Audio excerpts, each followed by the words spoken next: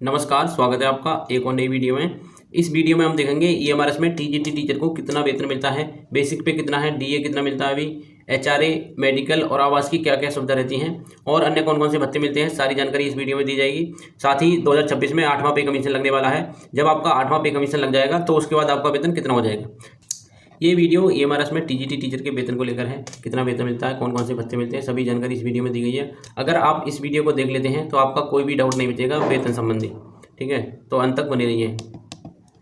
सबसे पहले देख लेते हैं ईएमआरएस टीजीटी का बेसिक पे कितना होता है, महंगाई भत्ता कितना मिलता है, एचआरए कितना मिलता है, अन्य कौन कौन से भत्ते मिलते हैं, साथ ही कर्मचारी के वेतन से एनपीएस में कितना कटता है और एनपीएस में सरकार कितना जमा करती है। अगर आप आज की डेट में ईएमआरएस में टीजीटी भर्ती हो जाते हैं तो आपको कितना वेतन मिलेगा, पहला वेतन कितना मिलेगा और 8वां पे कमीशन लागू हो रहा है उसके बाद आपका वेतन कितना हो जाएगा, यात्रा भत्ता कितना मिलता है, आवास, मेडिकल और अन्य कौन कौन सी सुविधा मिलती हैं, सारी जानकारी हम इस वीडियो में आपको देने वाले हैं। अब देख लेते हैं ईएमआरएस में टीजीटी का बेसिक पे कितना है। बेसिक पे है 44,900, 4600 ग्रेड पे 7 लेवल की नौकरी है, यानी कि 4600 ग्रेड पे की है, लेवल इसका 7 है और बेसिक पे है इसका 44,900। ये जो मैं आपको बता रहा हूँ बेसिक पे, यही आपकी मूल सैलरी रहती है, इसी पे आपके बहुत सारे भत्ते कैलकुलेट होते हैं। तो ये आप याद रखिए, बेसिक पे कितना है 44,900। अब देखिए आगे महंगाई भत्ता कितना मिलता है। महंगाई भत्ता समझ लीजिए पहले, महंगाई भत्ता हर 6 महीने पर रिवाइज होता है, 1 जनवरी को और 1 जुलाई को, 1 जनवरी और 1 जुलाई को, ठीक है। अभी 1 जुलाई 2025 के अनुसार कितना महंगाई भत्ता चल रहा है 58%। और ये जो 58% रहता है ये बेसिक का 58% रहता है, ठीक है, 58% बेसिक का, ठीक है। तो बेसिक का 58% निकालेंगे तो 26,042 आ जाएगा, 26,042। ये महंगाई भत्ता हर 6 महीने पे रिवाइज होता है, सरकार इसको रिवाइज करती है, ठीक है। जैसे ही आगे 6 महीने 1 जनवरी आएगी तो सरकार इसमें 2-3% या 4% की बढ़ोतरी करती है महंगाई के अनुसार। बेसिक हो गया आपका 44,900, इस पर ये डीए भी जुड़ता है, ठीक है, और भी आगे भत्ते मिलते हैं, ये सभी आपके बेसिक में जुड़ते हैं। अब देख लेते हैं एचआरए। एचआरए कितना मिलता है। एचआरए शहर के ऊपर डिपेंड करता है, जहाँ भी आपकी पोस्टिंग रहती है। 3 प्रकार के शहर रहते हैं, एक्स, वाई और जेड। एक्स, वाई और जेड। एक्स सिटी में 30%, वाई सिटी में 20% और जेड सिटी में 10%, ठीक है। लेकिन मैं आपको बता दूं ईएमआरएस में जहाँ भी आपके स्कूल हैं बने हैं उसमें रहने की व्यवस्था आपकी ऑलरेडी है, ठीक है। तो इसमें आपको एचआरए नहीं मिलेगा, इसमें आपको आवास मिलेगा। बहुत ही रेयर कंडीशन रहेगी कि आपको स्कूल के बाहर रहना पड़े, ठीक है। तो आपको स्कूल में ही आपकी व्यवस्था मिलेगी, आपको क्वार्टर अलॉट हो जाएगा, तो इसमें आपको बाहर रहने की आवश्यकता नहीं है, इसलिए आपको एचआरए भी नहीं मिलेगा। अगर आप आवास मिल जाता है, आपको आवास अलॉट हो जाता है तो उस कंडीशन में एचआरए नहीं मिलता है, ठीक। तो एचआरए का इसमें कोई रोल नहीं है, इसे आप अनदेखा करिए। जितने भी हमारे स्कूल बन रहे हैं सभी अच्छे स्कूल बन रहे हैं, सभी में रहने की व्यवस्था अच्छी खासी है, तो आपको एचआरए नहीं मिलने वाला है। यात्रा भत्ता कितना मिलता है। यात्रा भत्ता आपको 1800 रुपये पर मंथ मिलता है, 1800 रुपये पर मंथ। 1800 रुपये पर डीए मिलता है। डीए अभी कितना चल रहा है, वही रेट रहता है, 58% चल रहा है ना, तो उसी रेट से डीए मिलेगा, तो कितना हो जाएगा 1044। बेसिक और डीए में आपको पहले बता चुका हूँ, ठीक है। अब इसमें 1800 ये भी ऐड होंगे और ये 1044 ये भी ऐड होंगे, ठीक है। एंड में मैं आपको इकट्ठी सैलरी भी बनाकर दिखाऊंगा कि इतना ये है, इतना ये इतना करता है, सब कुछ बताऊंगा, तो अंत तक बने रहिए। ईएमआरएस में स्पेशल भत्ता मिलता है, यानी कि बेसिक का 10%।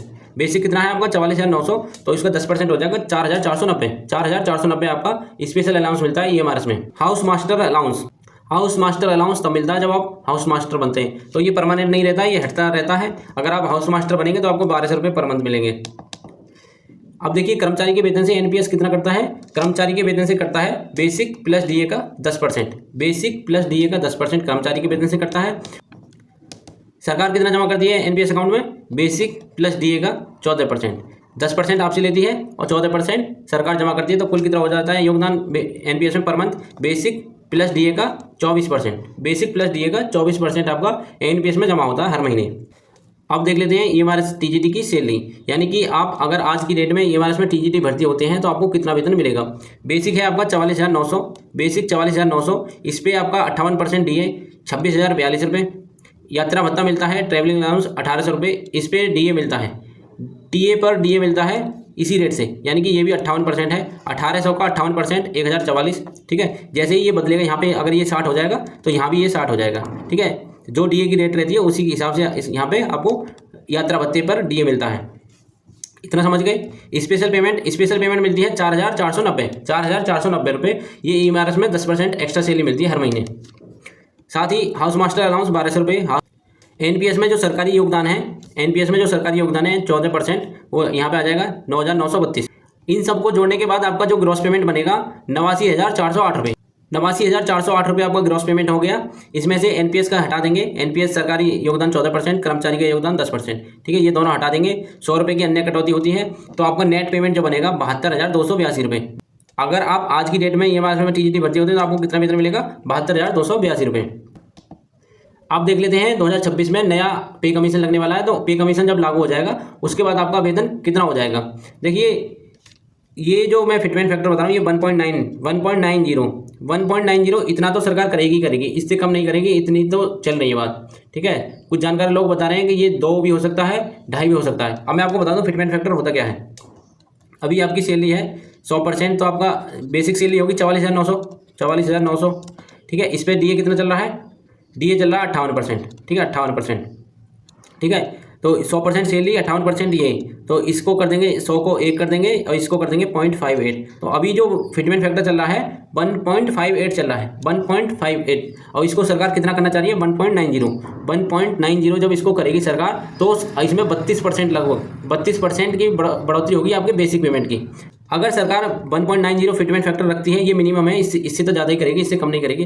तो आपका वेतन कितना हो जाएगा? बेसिक 44,900 का 1.90 से गुणा कर देंगे तो आपका हो जाएगा 85,310 रुपये, ठीक है। ये आपका बेसिक हो जाएगा। जब आपका नया फिटमेंट फैक्टर, नया पे कमीशन लगता है तो आपका बेसिक बढ़ जाता है और उस कंडीशन में डीए 0 हो जाता है, ठीक है। जैसे ही नया पे कमीशन लगेगा आपका बेसिक हो जाएगा 85,310 रुपये, ठीक है।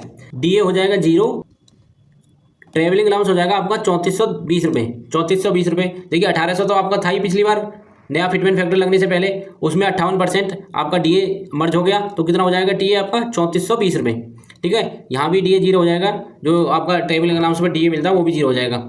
स्पेशल पेमेंट आपकी हो जाएगी बेसिक का 10%, बेसिक का 10% 8,531, हाउस मास्टर अलाउंस 1200 रुपये। एनपीएस में बेसिक प्लस डीए का 14% सरकार जमा करती है, तो ये हो जाएगा 11,943, ठीक है। डीए 0 है, इसका ये 14% निकालेंगे तो 11,943।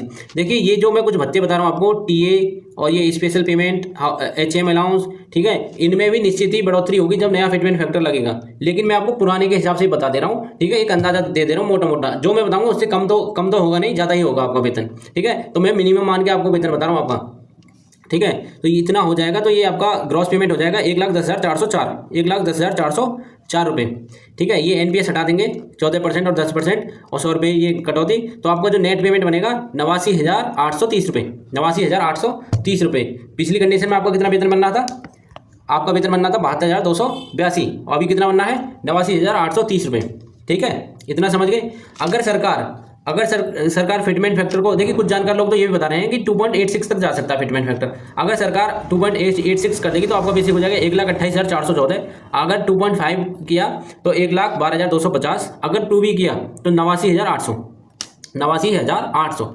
लेकिन ये सब सरकार तय करेगी अभी कितना उसको देना है, ठीक है। इतना तो मिलना ही मिलना है, 1.90 तो मिलेगा ही मिलेगा, ठीक है। इससे ज़्यादा ही रहेगा। अब सरकार कितना देती है तो वो उनके ऊपर है। बाकी आप इतना तो मिनिमम मान के चल सकते हैं कि आपका जब नया फिटमेंट फैक्टर लगेगा, नया पे कमीशन लगेगा, आपकी सैलरी 90,000 प्लस हो जाएगी। अब देखिए मेडिकल की क्या सुविधा रहती है। EMRS में CGHS कार्ड बनता है, ठीक है, उसी से आपका इलाज होता है। 1 साल में 5 लाख रुपए की इसमें लिमिट रहती है। आप और आपके आश्रित इसमें अपना इलाज करा सकते हैं। आश्रित में कौन कौन आते हैं? आप, आपके पति, आपकी पत्नी, आपके बच्चे, आपके माता पिता, ठीक है, इनका आप इलाज करा सकते हैं इस कार्ड से, ठीक है। इसमें अच्छे हॉस्पिटल रहते हैं पैनल में। अगर जो हॉस्पिटल पैनल में नहीं रहते हैं, आप कार्ड दिखा के पेमेंट करके इलाज करा सकते हैं। उस पेमेंट की आप रिकवरी कर सकते हैं। अपने स्कूल में जाके बिल लगाइए और उसका पेमेंट मिल जाता है, ठीक है। अगर जो पैनल में होगा हॉस्पिटल, उससे आप फ्री करा सकते हैं इलाज। हर साल सैलरी कितनी बढ़ जाती है? देखिए मैंने ये तो आपको बता ही दिया है। डीए 2 बार बढ़ता है, जनवरी और जुलाई में डीए बढ़ता है, और साल में 1 बार बेसिक पे बढ़ती है। बेसिक पे 3% बढ़ती है, या तो जनवरी में बढ़ेगी या जुलाई में बढ़ेगी, ठीक है, या तो जनवरी या जुलाई। तो डीए 2 बार बढ़ेगा और बेसिक पे बढ़ेगी 1 बार, ठीक है, जनवरी या जुलाई में 3%। तो दोस्तों यही थी जानकारी। जिन लोगों ने अभी तक फॉर्म नहीं भरा है, 23 तारीख लास्ट डेट है, अपना फॉर्म भर लीजिए, ठीक है। और फीस पेमेंट नहीं करिए, फीस पेमेंट कर दीजिए। और अपना एक बार जिन्होंने कंप्लीट कर लिया है, एक बार लॉगिन करके देख लीजिए कि कहीं कोई त्रुटि तो नहीं रहेगी, कहीं अधूरा तो नहीं रहेगा, कहीं फाइनल सबमिट होने के लिए तो नहीं रहेगा आपका फॉर्म, ठीक है। फाइनल सबमिट कर दीजिए 23 तारीख से पहले और अपना फॉर्म कंप्लीट करिए, ठीक है। एग्जाम डेट भी आपको पता ही है, 13 दिसंबर, 14 दिसंबर और 21 दिसंबर। तो दोस्तों कुछ वीडियो में त्रुटि हो जाया करे, कोई सवाल हुआ करे, कोई सुझाव हुआ करे, तो कमेंट बॉक्स में अवश्य लिख दिया करें, ठीक है। लाइक कर दिया करें वीडियो को, अपने दोस्तों के साथ शेयर कर दिया। धन्यवाद।